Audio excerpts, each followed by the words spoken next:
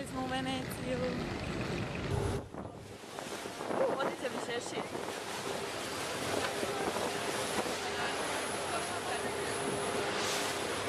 Naše dijete. Dijete. Jedino dijete od svih srednjih djece šta imate.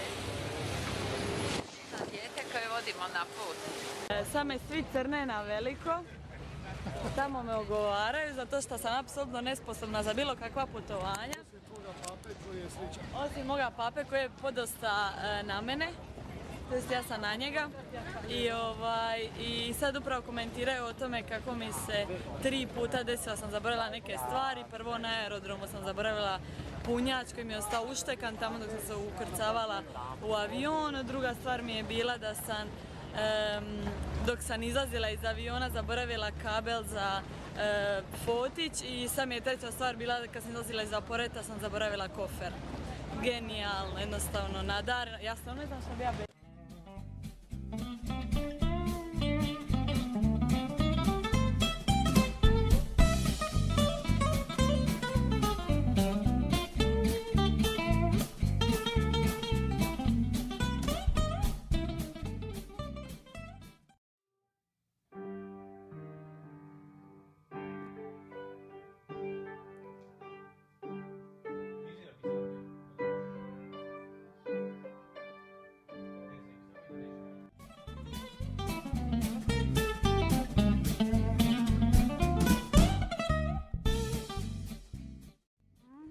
dvojište. Evo se moje pape i mama. Odmaraju. Uživaju u prekrasnom pogledu. Hello. Šta hello? Mi smo duždi i dužderna. I pape savršenu platicu, ja sam duždica. I prekrasnu bocu vina.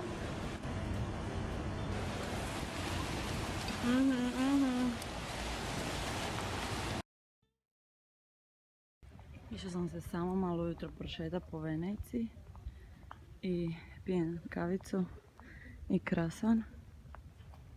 I uglavnom nema nikog osim ljudi što idu radit.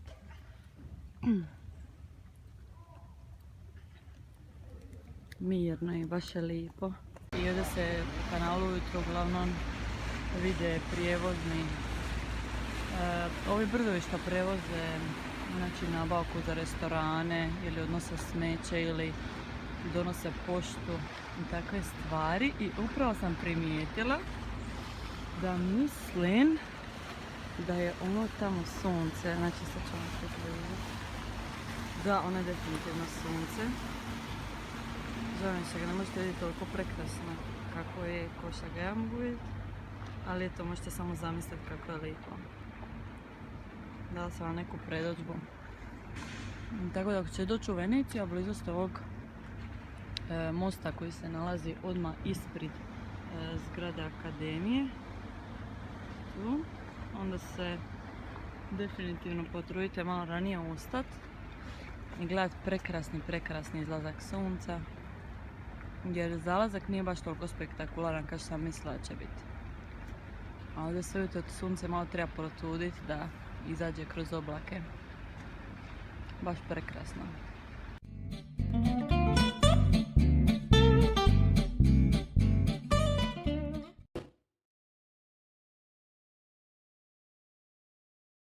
Ekipa, znači danas idemo na Murano i Burano sa vaporetom 5,2 i izlazimo za nekih 45 minuta na Murano, ostaćemo tu 2 sata i onda se vozimo za Burano, to će biti poludnevni izlet i poslije idemo na Biennale.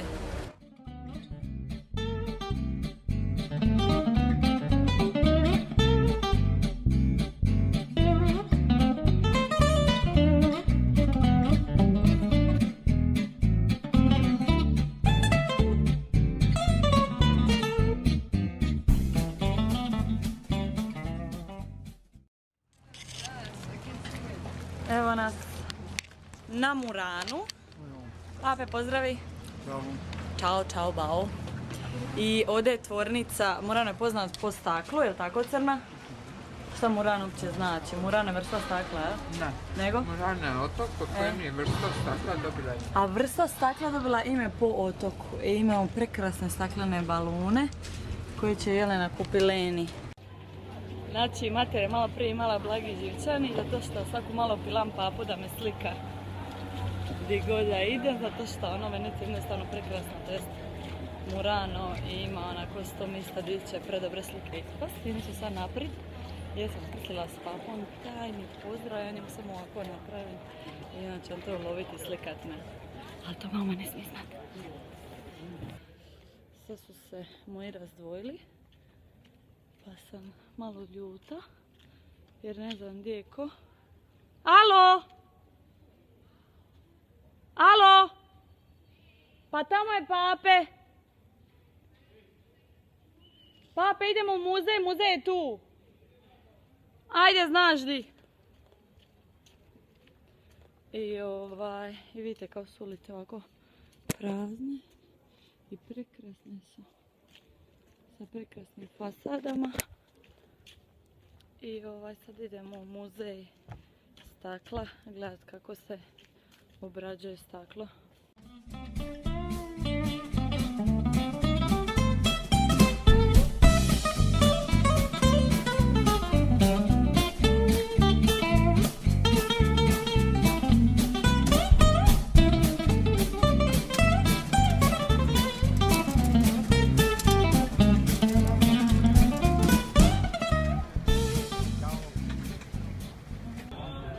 Pape, di sad izlazimo? Burano. Burano, ok.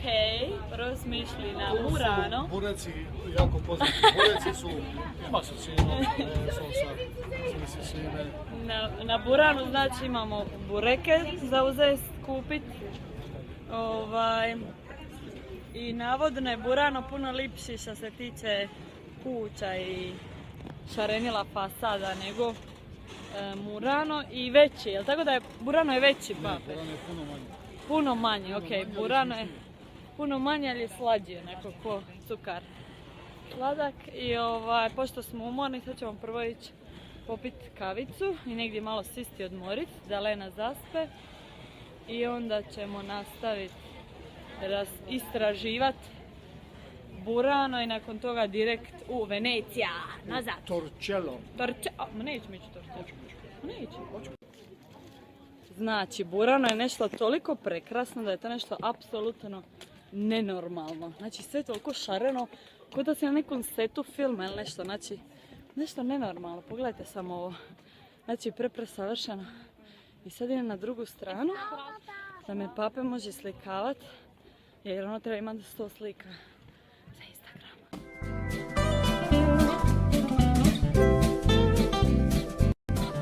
Eci papa, maši mu! Ciao, bellissima. Bye bye. Kraj prekrasnog dana, opet na istom mostu gdje smo dočekali i početak dana.